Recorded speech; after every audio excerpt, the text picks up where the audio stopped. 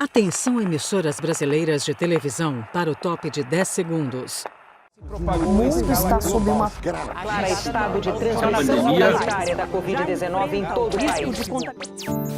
A televisão não estava no ar nas pragas do Egito, mas a televisão está estreando numa pandemia. A televisão vai precisar se reinventar. É assim que começa a série documental Os Campeões de Audiência, uma produção da TV Cultura que conta a história dos 70 anos da televisão brasileira a partir do depoimento de jornalistas, apresentadores, atores e empresários do ramo. A data de 18 de setembro de 1950, dia em que foi realizada a primeira transmissão oficial no Brasil e na América do Sul, por meio da TV Tupi, Canal 3 de São Paulo, tem sido lembrada por diversas emissoras brasileiras. A Rede Globo, por exemplo, que é líder desse mercado há décadas, dedicou as edições do Globo Repórter dos dias 18 e 25 de setembro para celebrar o aniversário dessa mídia setentona. Um longo caminho, desde aquela noite de 18 de setembro de 1950, quando São Paulo estreou a grande novidade. A invenção que mudaria o século XX no Brasil. E no episódio de hoje, a gente vai contar também um pouquinho dessa história, que se funde com outra, a do pioneirismo adventista no televangelismo. E além desse flashback, vamos pensar também sobre o uso evangelístico da TV no Brasil. Então, se liga aqui com a gente nesse episódio do Entenda. Eu sou o Wendel Lima. E eu, o Márcio Tonetti.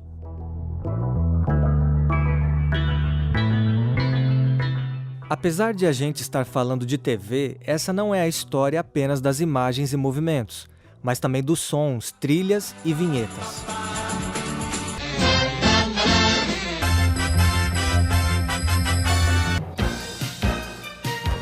E essa aqui ficaria marcada na memória dos primeiros telespectadores no Brasil.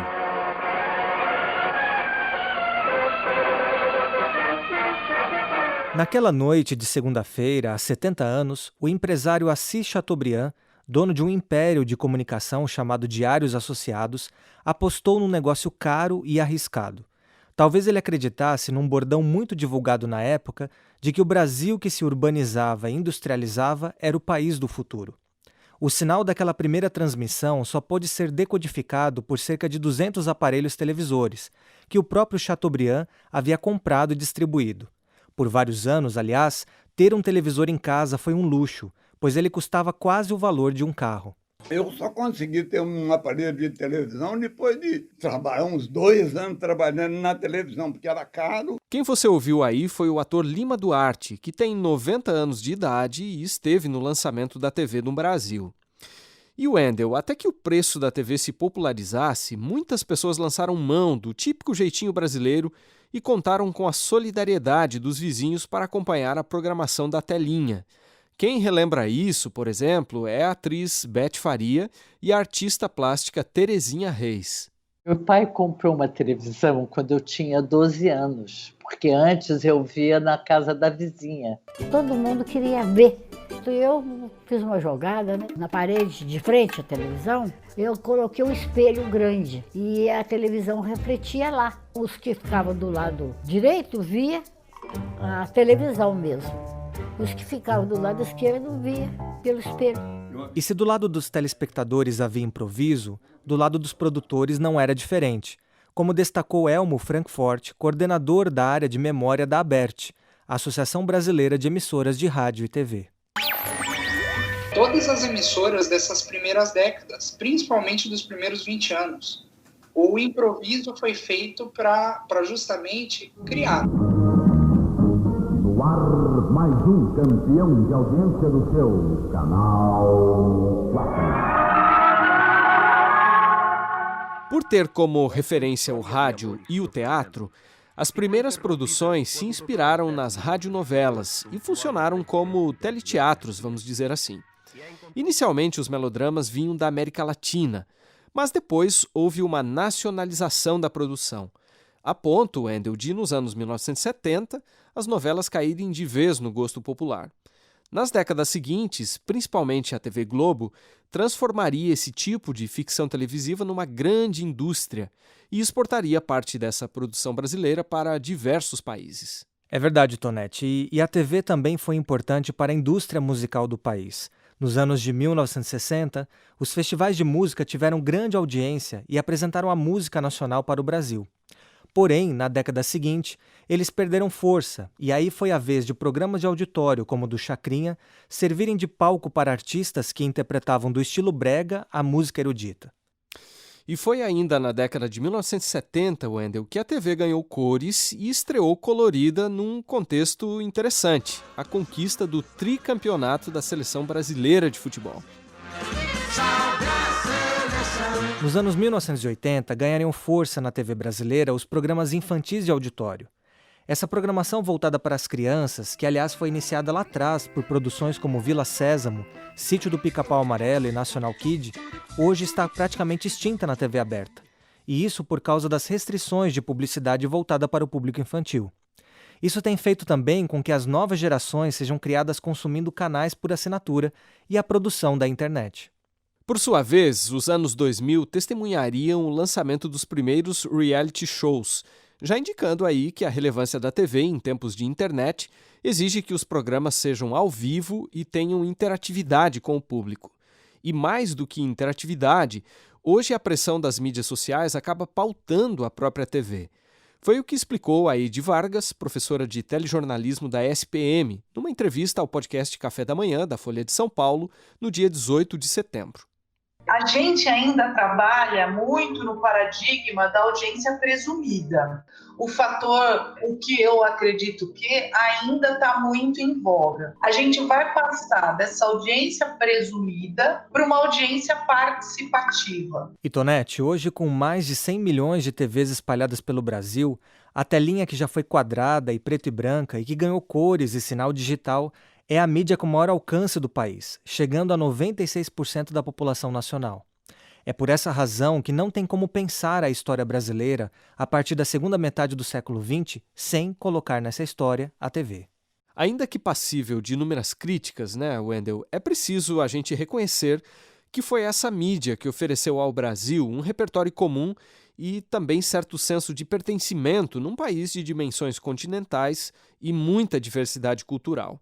Além disso, a programação televisiva também cumpriu um papel social, ao levar informações sobre saúde e educação para locais e comunidades em que a presença do Estado era ineficiente. E isso foi lembrado nesse mesmo documentário que a gente citou há pouco, da TV Cultura, por Del Rangel, diretor e produtor de várias emissoras televisivas e que faleceu em julho.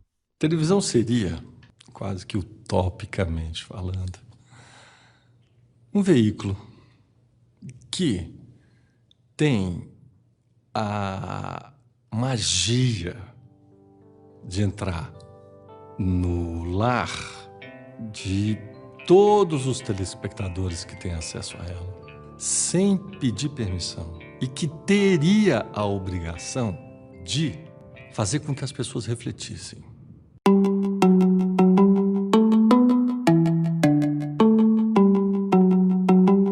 Qual será que foi o papel da telinha na Igreja Adventista? Com essa pergunta, a gente entra agora na segunda parte do episódio de hoje.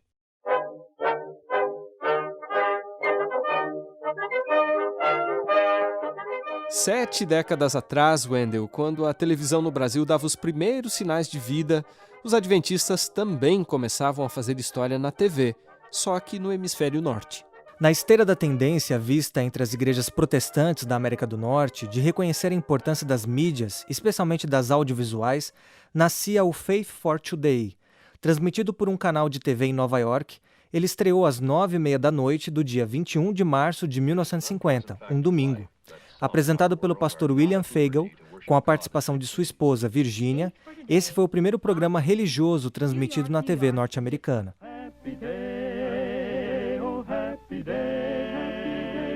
Depois do pioneirismo em preto e branco, os adventistas norte-americanos também fizeram história com o lançamento, em 1956, do It's Written, o Está Escrito, primeiro programa religioso transmitido em cores nos Estados Unidos. It is written. This is George Vandeman. Today, It Is Written presents E essas produções audiovisuais adventistas, Tonete, vale a pena a gente lembrar, tiveram um impacto considerável logo de início, a ponto de, em 1966, o então diretor do FBI, a Polícia Federal dos Estados Unidos, parabenizar o pastor William Fagel por promover valores ligados à família, fé, trabalho e disciplina por meio da televisão. Como disse na época essa autoridade, o programa desempenhava, abre aspas aqui para ele, um serviço público louvável, fecha aspas.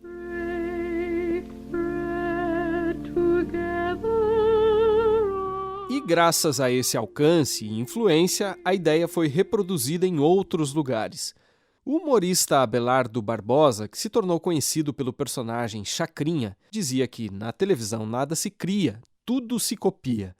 Até certo ponto, né, Wendel, isso de fato ocorreu, inclusive no adventismo. Porque se o modelo dos Estados Unidos moldou a forma de fazer TV no Brasil, ele também foi determinante quando, uma década depois, os adventistas daqui decidiram entrar na televisão, que começava a se popularizar no território nacional.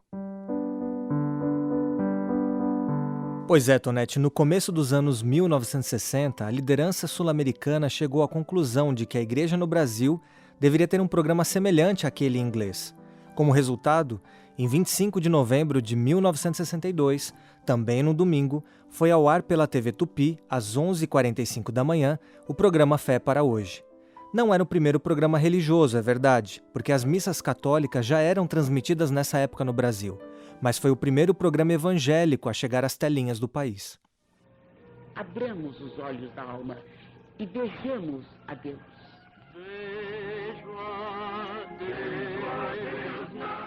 Esses sons e imagens da estreia foram reproduzidos nesse documentário intitulado Vidas em Missão, divulgado em 2018 e disponibilizado no Feliz 7 Play, plataforma de vídeos da igreja. É interessante quando a gente vê as matérias da época, por exemplo, a Revista Adventista de 64 diz assim: o programa Fé para Hoje, desde seu início, era gravado em uma fita por nome videotape. E a matéria ainda dizia que era uma das grandes realizações da ciência odierna.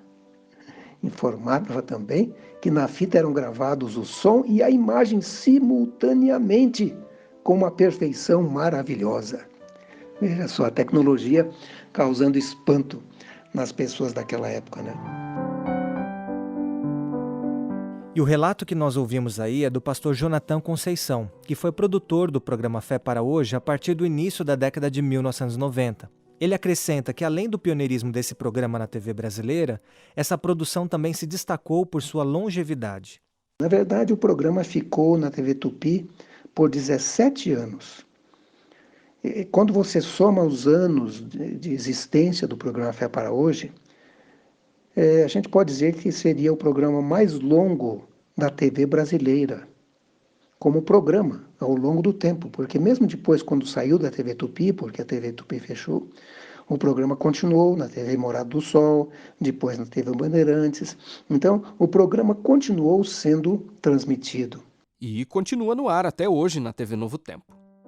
Mas, voltando a falar da timeline do programa, é interessante também a gente mencionar, Wendel, que nas primeiras edições do Fé para Hoje, o script era praticamente idêntico ao americano, porém com duração menor, apenas 15 minutos, em vez de meia hora, como acontecia com o Faith for Today. Nesse curto espaço de tempo, o programa, que no início era ao vivo e depois começou a ser gravado, incluía sermão, música e dramatização. Tonete, aliás, um e-book lançado em 2009 pela Unaspress, a editora do UNASP, sobre a história da comunicação adventista no Brasil, conta que, na época, o diretor artístico da TV Tupi sugeriu que atores famosos participassem de dramatizações a fim de, assim, aumentar a audiência do Fé para Hoje. A ideia foi bem recebida e, durante 3 anos, figuras como Vida Alves, João Monteiro e até Tony Ramos, que naquela época estava iniciando a carreira artística, encenaram ao vivo histórias bíblicas e temas relacionados à família. Mas o rosto e a voz principal que deram identidade ao programa eram do simpático pastor Alcides Campolongo, como destacou essa reportagem veiculada pelo programa Identidade Geral da TV Novo Tempo em agosto de 2016. Dono de uma voz grave, uma simpatia expressiva e cheio de um amor pulsante por seus telespectadores. A fé de que necessitamos Centraliza-se em Deus, o Rei Todo-Poderoso que domina sobre tudo. A última mensagem de misericórdia deve ir a toda a nação, tribo, língua e povo. No início dos anos 1960, os adventistas já tinham certa experiência no rádio. Basta a gente lembrar, né, Wendel, que na década de 1940, a Voz da Profecia, que nessa época também tinha sotaque estrangeiro, como a gente percebe aí, né, foi o primeiro programa evangélico de rádio transmitido no Brasil. Mas antes de a gente prosseguir contando essa história, vamos fazer um teste aqui com o nosso ouvinte. Você sabe de quem é essa voz? Boa noite, amigos rádio ouvintes. O assunto que escolhemos para esta conferência intitula-se Nosso Século de Maravilhas. Se você disse Roberto Rabelo, acertou. A voz desse ícone adventista do rádio ainda soa familiar para muita gente. Mas voltando, Tonete, ao ponto sobre o qual a gente falava, apesar da familiaridade com os microfones, a igreja em geral não estava acostumada com as câmeras. Foi muito difícil, mas com a graça de Deus, nós conseguimos grande audiência e isso nos encorajava cada vez mais a fazer a programação. Quem nós ouvimos aí foi a Neide Campo Longo, esposa do pastor Alcides e quem o auxiliava na apresentação do Fé para Hoje. Ela, que faleceu no início de julho, aos 89 anos, pouco mais de um ano depois da morte do esposo, aos 94 anos, fez esse relato no documentário Vidas em Missão, que nós já citamos aqui.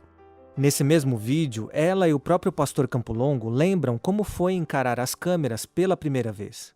Nós estávamos muito tensos, porque era a primeira vez que estávamos em um estúdio de televisão e havia muita gente em volta dentro do estúdio e nós ficávamos aguardando o momento exato e até hoje eu me lembro quando o diretor de estúdio disse: nós vamos dar 3 sinais, um longo e 2 curtos. Quando terminar esse som, vocês então poderão começar a falar. E até hoje eu me lembro daquele som daquela campainha, um longo, 2 curtos, e aí então eu dava bom dia aos telespectadores. A gente quase que não sorria muito, porque a tensão nervosa era grande, mas depois então do primeiro programa já fomos nos acostumando.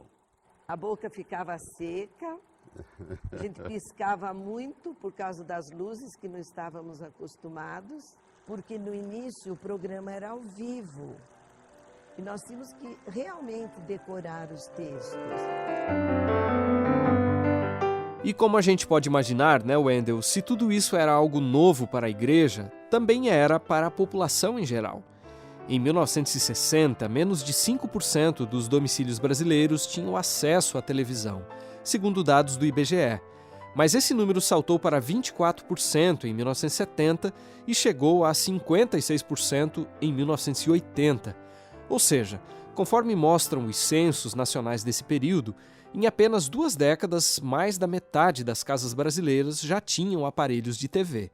O que mostra que a mídia televisiva teve uma difusão ainda mais rápida do que o próprio rádio no país. Tonete, foi surfando nessas ondas que a mensagem adventista chegou a muitos lares brasileiros, e a igreja logo percebeu que a telinha era uma poderosa ferramenta de evangelização. Se nos Estados Unidos, ao longo de 70 anos, o Faith for Today levou mais de 450 mil pessoas a concluírem os estudos bíblicos oferecidos pelo programa e influenciou pelo menos 30 mil decisões ao batismo, segundo dados aí que a gente coletou do próprio site oficial do programa, no Brasil, o televangelismo também teve um grande impacto. É o que destaca, por exemplo, o historiador Floyd Greenleaf no livro Terra de Esperança, que nós já citamos aqui. Na década de 1980, segundo ele, a liderança sul-americana da igreja estimava que 40% das conversões ao adventismo no continente estavam relacionadas, pelo menos em parte, ao ministério do rádio e da televisão. E é importante a gente dizer, né, Wendel, que o uso da televisão ganha relevância no adventismo justamente em um contexto em que a igreja buscava fortalecer sua presença nas grandes cidades. Afinal, nada melhor do que usar meios de comunicação de massa para alcançar milhões de pessoas nas metrópoles, assim como já havia ocorrido inclusive com o uso da mídia impressa.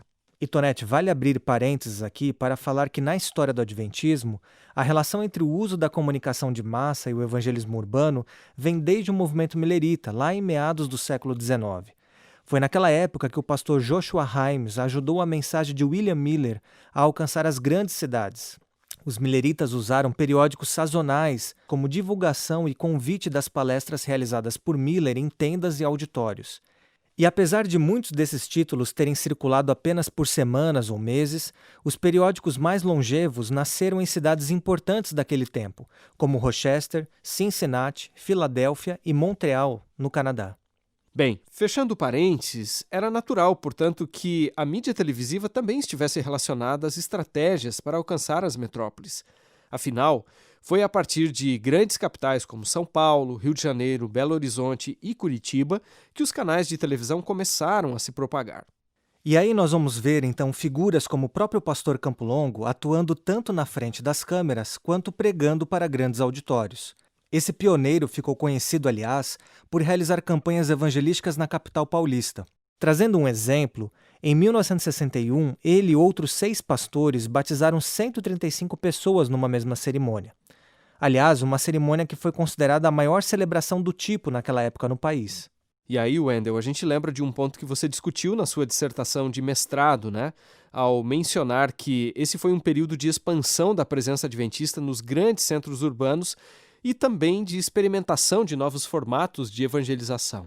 É verdade, Tonete. Uma das frentes de ação que surgiram nesse período foram as campanhas de pregação via satélite, intituladas NET 95, 96 e 98.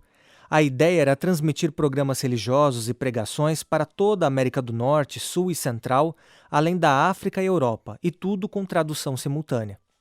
E apesar do alto custo, a iniciativa era vista pelos dirigentes da sede mundial da Igreja como um meio eficiente de se comunicar a mensagem, principalmente nos conglomerados urbanos.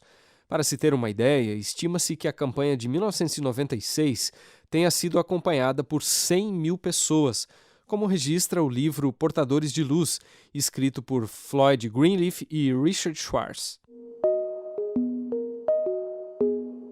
E como reflexo da ênfase da sede mundial da Igreja no evangelismo via satélite, nasceria na década de 90 a TV Adsat, emissora responsável pela produção e divulgação de programas nesse formato aqui no Brasil e na América do Sul. Quem foi diretor de produção da Adsat naquele momento e posteriormente chegou a dirigir a TV Novo Tempo entre 2005 e 2007 foi o Tennyson Shirai. Aliás, o Tennyson participou das primeiras transmissões via satélite feitas pela Igreja no Brasil. E agora nós vamos ouvir um pequeno trecho da entrevista que fizemos com ele. Era a forma mais prática, mais rápida, era o meio tecnológico mais avançado que tinha na época para poder chegar a um grande público, um público que estava distante, um público remoto.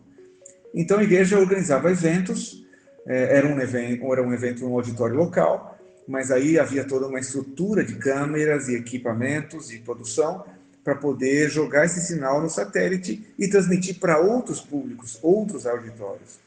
Então, essa transmissão em massa era realizada com objetivos evangelísticos e esses outros auditórios eram igrejas, eram escritórios da igreja em vários locais, né? Falando em termos de Brasil, um evento via satélite no Brasil se transmitia de um lugar e eram recebidos em igrejas e escritórios da igreja em outros lugares do Brasil.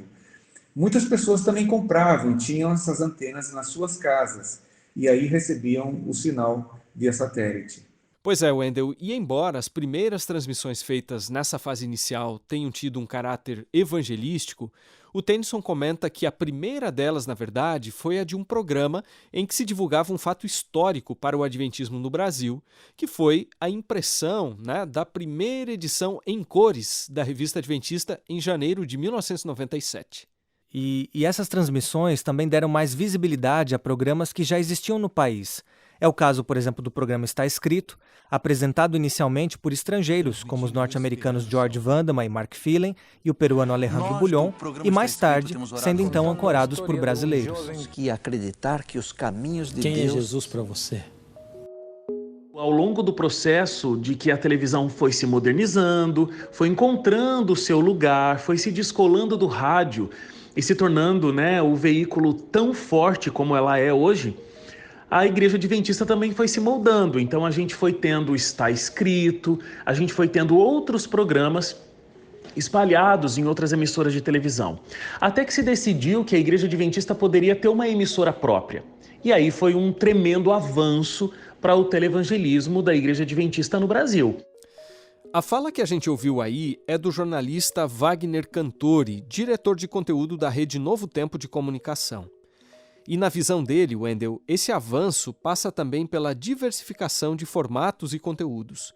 Como Wagner vai ressaltar nesse outro trecho da entrevista, isso é interessante porque essa diversidade hoje talvez reflita melhor o próprio objetivo da igreja de atender o ser humano de maneira integral. Hoje a Rede Novo Tempo de Comunicação, a TV Novo Tempo, tem programas dos mais diversificados, porque a gente entende que para a gente falar de Deus, para falar de Jesus, para quem nos assiste, a gente precisa primeiro também falar sobre as necessidades dessa pessoa, para que ela possa entender a vida cristã de uma forma ampla. E claro, nós temos os programas que fazem um apelo ao coração para que as pessoas possam aceitar a palavra de Deus. Aliás, a gente tem grandes programas, não só que fazem um apelo para que a pessoa aceite, mas a gente tem vários programas que explicam de forma muito pedagógica questões complexas da Bíblia. Então, inclusive, a Novo Tempo faz um trabalho aliado com a escola bíblica, Então, a gente tem pastores abrindo a palavra de Deus na televisão, mas a gente tem guias de estudos bíblicos que são enviados e uma escola que ensina a Bíblia à distância, focada aqui na TV Novo Tempo. E Tonete, outro ponto destacado pelo jornalista e doutor em multimeios pela Unicamp é a questão da adaptação da grade de programação, pensando exatamente nos diferentes públicos, o que também mostra uma TV que se profissionalizou e está antenada às novas tendências da produção audiovisual. Já há um tempo, nós não temos um pensamento de que, porque as verdades bíblicas elas têm que chegar a todas as pessoas, então todos os programas da TV têm que chegar para todas as pessoas. A gente focou nossos programas em num público-alvo estabelecido. Então, o programa X, ele fala com esse determinado público. E eu vou usar todos os recursos que eu posso, todas as ferramentas que a televisão me oferece para conseguir atingir a necessidade desse público determinado. E para entender melhor esse público, recentemente a emissora chegou a encomendar uma pesquisa de mercado. Esse levantamento foi a base de uma das mudanças mais significativas já realizadas em sua grade de programação. Mudanças que também incluíram, é claro, a parte estética. Mas o Wagner observa que no caso da TV Adventista, existe ao mesmo tempo uma preocupação não só estética, mas em manter sua identidade confessional. Aliás, por uma questão de independência filosófica, o canal da igreja optou por não depender de anúncios publicitários. Como a gente sabe, fazer TV no Brasil custa caro, e muito caro. Segundo o jornal Meio e Mensagem, quase 61% dos investimentos em propaganda na mídia, hoje no país, vão para esse veículo de comunicação. Mas a Novo Tempo, por sua vez, continua sendo subsidiada pela igreja e mantida especialmente por doações dos chamados Anjos da Esperança. Em qualquer uma das nossas mídias, nós temos uma imagem contemporânea, nós temos um figurino contemporâneo, nós temos cenários modernos. A gente procura se esmerar muito em toda essa situação imagética, mas o nosso conteúdo, você nunca vai encontrar algo diferente do que a Bíblia coloca como sendo modelo de fé, modelo de vida. Nos últimos anos, a TV Novo Tempo tem servido de referência para a igreja em muitos aspectos, que vão desde a liturgia até a fachada de prédios. Mas seus reflexos vão muito além disso, Wendel? Como destaca o pastor Antônio Tostes, diretor-geral da Rede de Comunicação Adventista, é possível medir a audiência da TV, mas não completamente a sua influência. Isso porque é impossível calcular, por exemplo, quantas pessoas têm sido alcançadas por esse meio de comunicação, embora se estime que sejam muitas. Nós não temos como saber quantos têm sido batizados na igreja pela ação direta da Novo Tempo, pois quando a ficha de batismo é preenchida, o líder ali muitas vezes coloca a classe bíblica, pequeno grupo, duplo missionário, alguma outra ação local da igreja. Mas muitas vezes o primeiro contato com a igreja, ou mesmo despertamento, foi feito pela Novo Tempo. E depois essas pessoas ingressam nessas ações locais. E aí acaba não mencionando, né, que o primeiro contato foi com a Novo Tempo. Mas eu já ouvi pastores dizerem que 1/3 dos seus batismos tem sido através de pessoas que foram contactadas pela Novo Tempo. Hoje, tanto a Igreja Adventista quanto outras denominações cristãs têm uma boa relação com a TV. Mas será que foi sempre assim? É a pergunta que a gente agora tenta responder na terceira e última parte do episódio de hoje. Então, se aqueles que vivem da TV comercial a definem como caixinha mágica e janela para o mundo, os religiosos, especialmente evangélicos, nutriram por décadas uma visão muito negativa sobre essa mídia que entrou em quase todos os lares e acabou ocupando o lugar central, digamos assim, da sala dos telespectadores. Pois é, Tonete, um dos poucos pesquisadores a investigar essa relação conflituosa no contexto da Igreja Adventista foi o pastor Alan Novaes, que é doutor em Ciência da Religião pela PUC de São Paulo e pró-reitor de pesquisa do UNASP. Ao fazer um levantamento sobre o que os livros adventistas publicados em inglês ao redor do mundo diziam a respeito da TV, Alan identificou uma mudança no discurso institucional sobre o tema. A mídia televisiva, que chegou a ser classificada num periódico adventista como a megera que precisava ser domada, parece ter revertido a situação. Alan destaca que, nos últimos anos, a Igreja Adventista investiu, por exemplo, na abertura de cursos universitários e na profissionalização de suas instituições e ministérios na área de comunicação. Além disso, foi também nesse período que a TV Novo Tempo se expandiu e a Igreja passou a produzir webséries e produções ficcionais para sua própria plataforma de streaming. E Tonete, ao resgatar um pouco da história dessa relação entre o Adventismo e a TV, o Alan explicou para a gente que esse processo foi marcado por tensões e adequações. A relação entre protestantes históricos e evangélicos e a mídia e os meios de comunicação sempre foi conflituosa e conturbada. No Adventismo, esse cenário também não foi diferente. O surgimento do rádio, por exemplo, nas primeiras décadas dos anos 1900, foi recebida com muita desconfiança e com muita crítica por parte de líderes protestantes evangélicos nos Estados Unidos. Isso também aconteceu no Brasil. A TV sofreu um pouco menos resistência do que o rádio, que teve que passar por um período de 2 ou 3 décadas de muito experimentalismo e de muita crítica para se consolidar como uma ferramenta evangelística legítima. No caso da televisão, pela experiência bem-sucedida de evangelismo radiofônico, a televisão chegou com menos desconfiança, com menos ressalva, mas isso não a eximiu, não a isentou de sofrer sim críticas, algumas delas severas, por parte de grupos religiosos conservadores. A televisão ela sofreu bastante no contexto norte-americano e também no contexto brasileiro, porque ela estava associada a lugares públicos de vida boêmia, a bares, botequins, salões de festa ou outros ambientes que eram considerados inapropriados para evangélicos, para cristãos. Uma outra coisa que afetou também bastante a percepção, de cristãos, de religiosos conservadores em relação à televisão, era a cultura das celebridades e das vedetes, que ganhou ainda mais intensidade nessa transição do rádio, onde essa cultura já existia, para a televisão. Ela se tornou ainda mais forte, porque as celebridades e vedetes criaram rosto.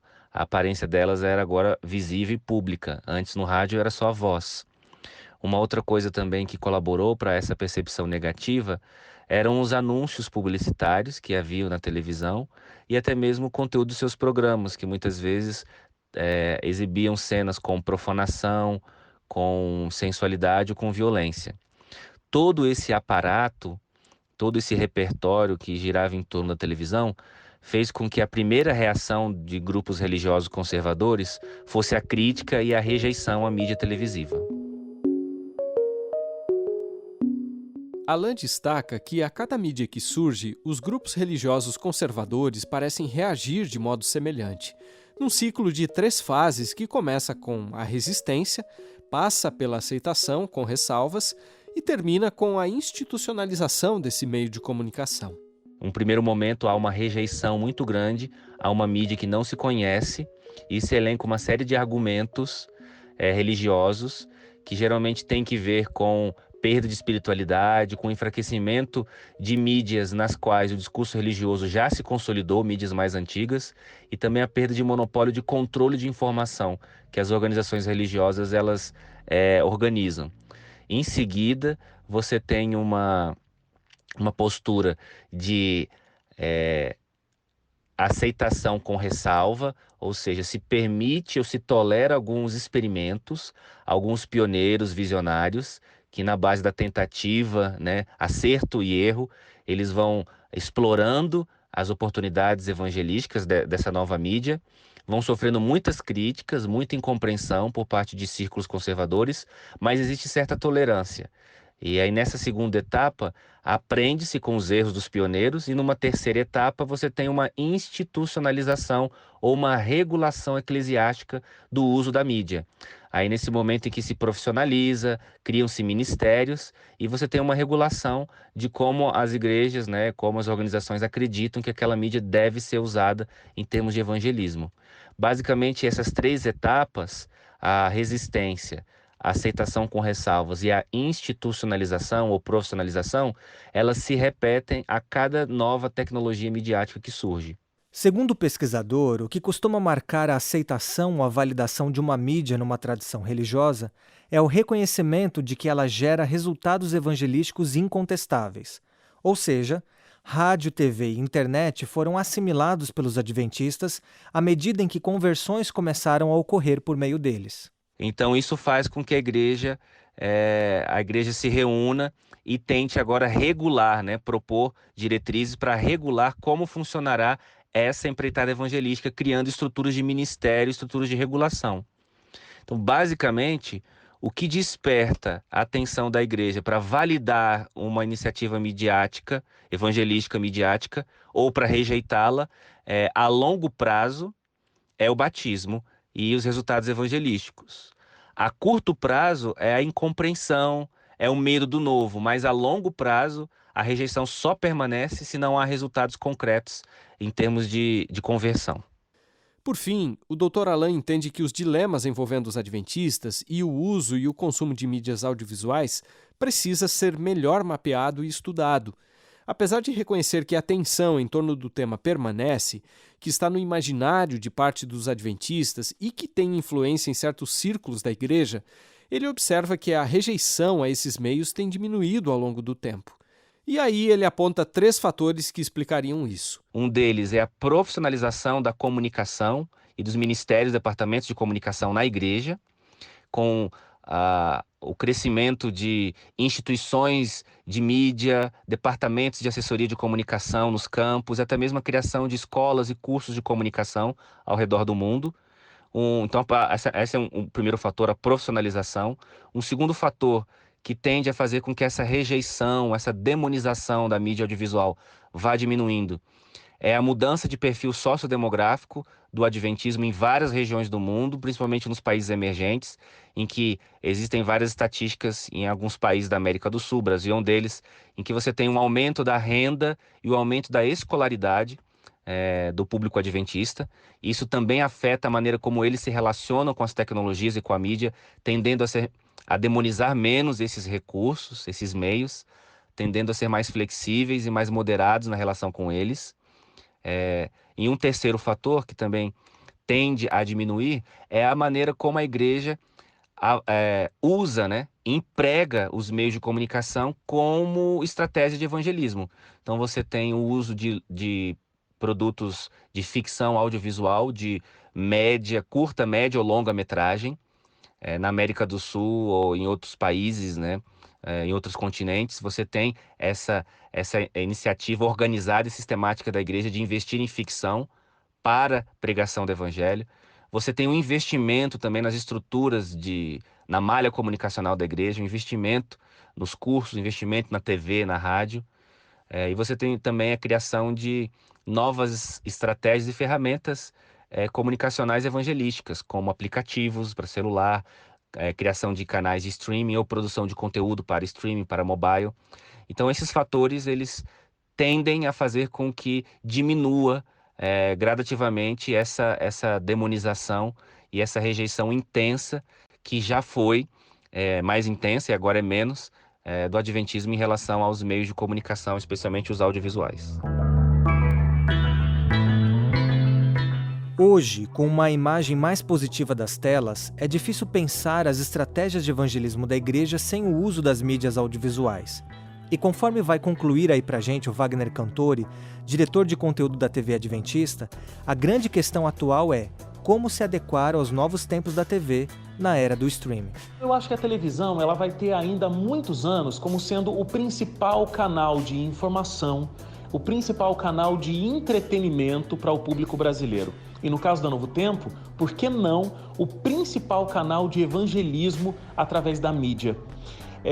Mas claro que a internet é o futuro, e quando ela estiver mais popular, claro que vai crescer muito o número de pessoas conectadas e o número de pessoas que consomem material audiovisual pelo streaming, por redes sociais e tudo mais. E acho que esse vai ser o grande futuro da televisão de um modo geral e não só da Novo Tempo. Então buscar conexões, buscar interação, buscar interagir na internet para gerar um conteúdo que seja facilmente transformado nessa tela que fala com tantos brasileiros e há tantos anos.